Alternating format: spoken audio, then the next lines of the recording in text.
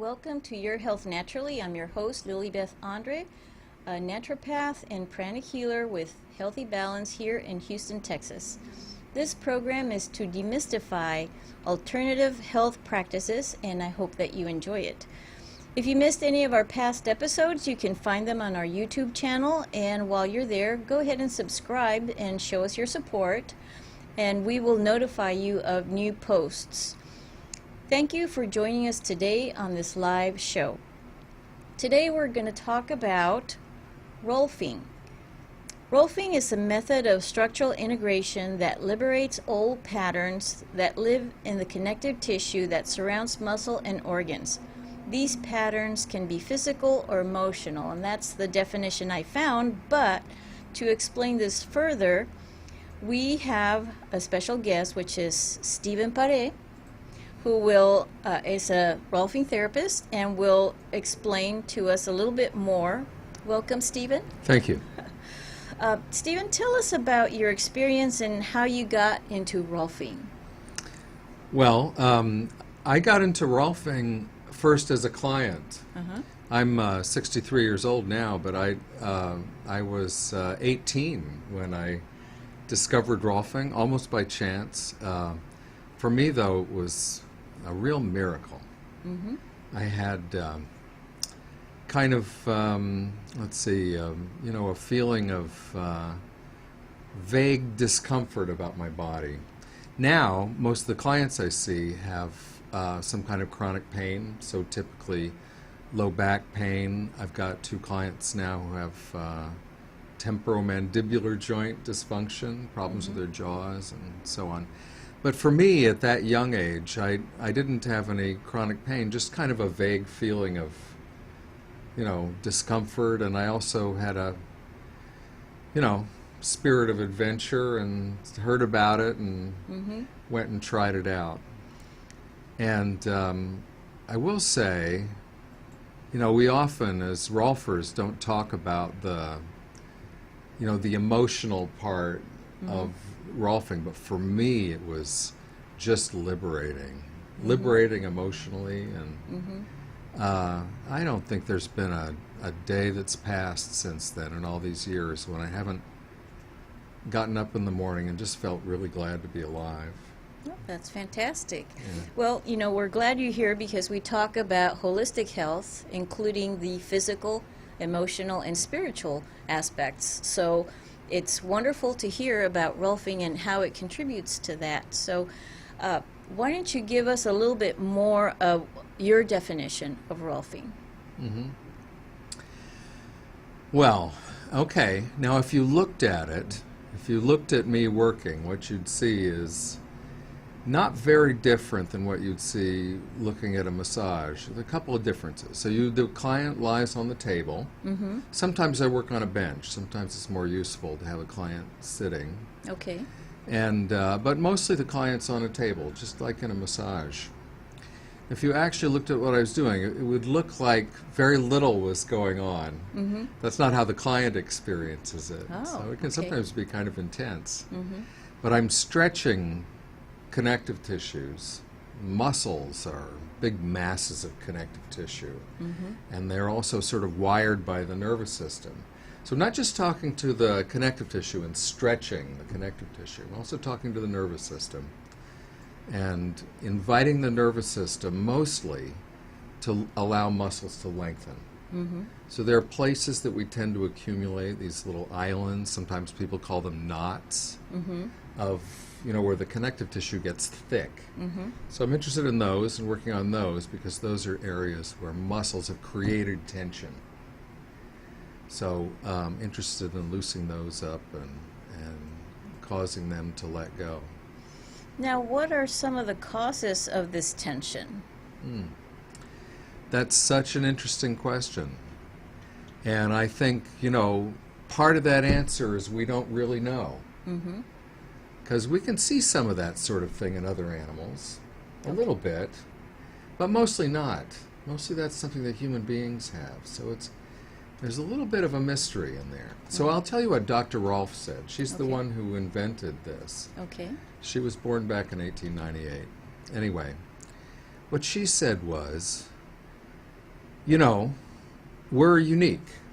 We stand upright, and because we stand upright, we're always dealing with gravity, much more than like a horse has 4 legs. So a horse has excellent support, but we're sort of, you know, walking around on these 2 skates. It's like we're going on roller skates all the time. And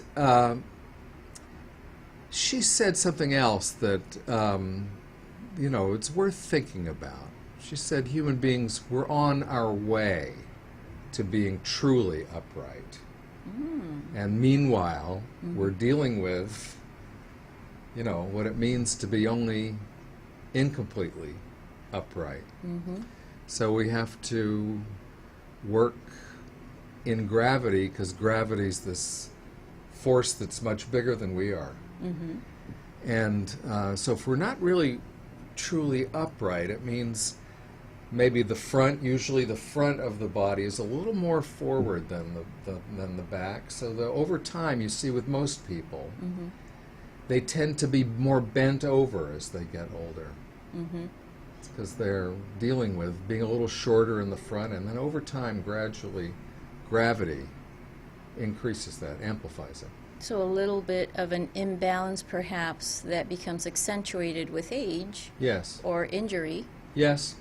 And then we begin to fall on that weaker side, perhaps more, and I don't mean literally falling, but I mean... Sometimes we are literally yes, falling, yeah. That's true. So we're using that weak side as a support. Yes. So it's carrying even more weight than what it was or should be. Yes. Yes, that's true. You know, I think, you know, most people are familiar with the Leaning Tower of Pisa in Italy, which is, I don't know, many centuries old. And it's still there. It's still there, that's true, which is great. But it doesn't lean any less. It doesn't get more straight. And they, you know, every 100 years somebody tries to figure out, you know, how to keep it from better engineering. Getting worse. Yeah. But it's like us, you know, mostly, unless we do something about it, we're going to become more bent over, more short on one side, and we become more short on the short side. So things like sciatic problems, misaligned back, hips, shoulders. Oh, yeah. And then some of this misalignment can cause physical ailments. Oh, yes. Yeah, physical ailments. This is another thing, right? You know, I think we're just starting to find make the connections. I think in, you know, the next couple of generations, we'll know a lot more about that. But certainly we can say, let me just give you one example, since you mentioned sciatica. So sciatica is a condition where this very large nerve comes out toward the bottom of your spine, and provides most of the nerve tissue, most of the muscle activation, most of the sensation from the leg. It's all of the leg below the knee and the thigh above the knee in the back. Okay. Now that nerve comes out in a couple of very narrow places. So, comes out from right in front of the sacrum, which is this triangular bone at the base of the spine, sort of points down toward the earth. And so this is a typical thing that I see with clients, where the pelvis is in 2 parts. And they're joined together, but they're joined together only by a very narrow bit of tissue. And the rest of it's filled in by the spine and the back, including that sacrum bone. Okay, so what you typically find is that there's a twist between the 2 sides of the pelvis. One side will tilt more forward and the other side will tilt a little more back. And since the sacrum is coming down in between them, that'll lift the sacrum up on one side, and that changes the position of the sciatic nerve, makes it more difficult for it to, you know, get its nutrition, to get its blood flow, and you know, and to transmit. And then maybe cause some inflammation. Yes, as exactly. a result of that. Yeah, And pain, of course. yeah, the nerve can get inflamed. Quite right. Yeah. So how can rolfing help people with that type of problem? Mm-hmm.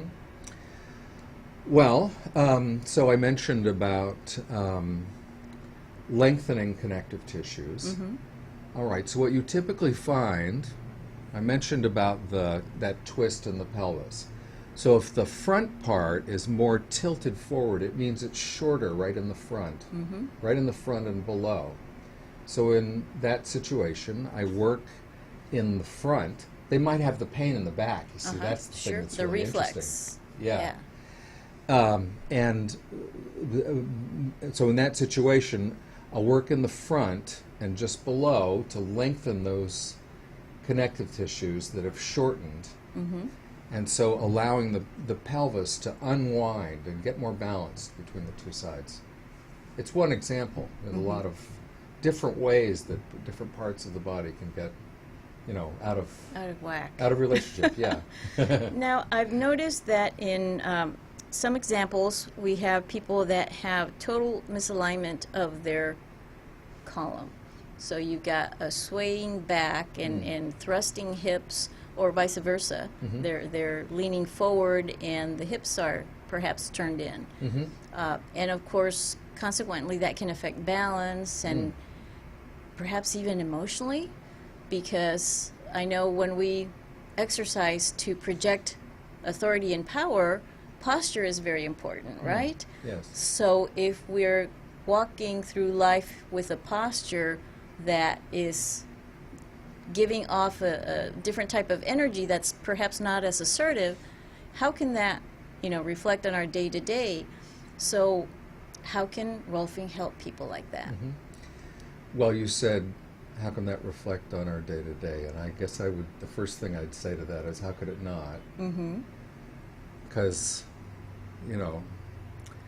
I mentioned, probably the majority of people have the front is shorter than the back. And so when that's happening, my rib cage is a little pulled down toward my pelvis and my chest is falling.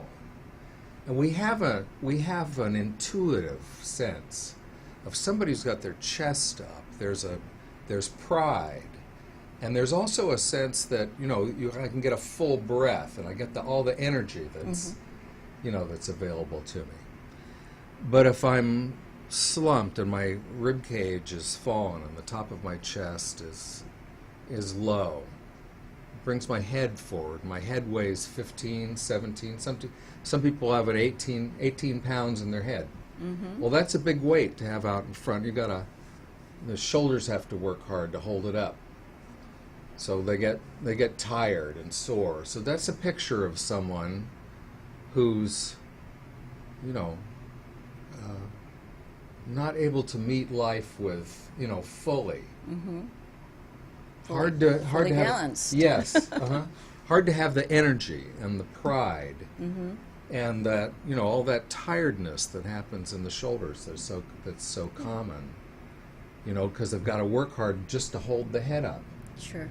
It just takes away from the experience of effortlessness. Yeah. That's, I think, is our birthright. Sure, Yeah. definitely, because we all want to work assertively and walk assertively through life Yes. and enjoy every minute of it, Yes. right? Yeah. But many times our physical body isn't working with us for whatever reason, right? Perhaps injury or perhaps emotional reflection Yeah. on our posture. So how can you help people with these type of problems? I mean, is this like a one-time deal where you can come in and straighten them out, or does it take many sessions? How can you evaluate them and find out what their pain and suffering is? Okay. What a tall order. Yes, and a long answer if I'm not careful here. So let's see. Okay, so first of all, I mean, I am at the service of the client.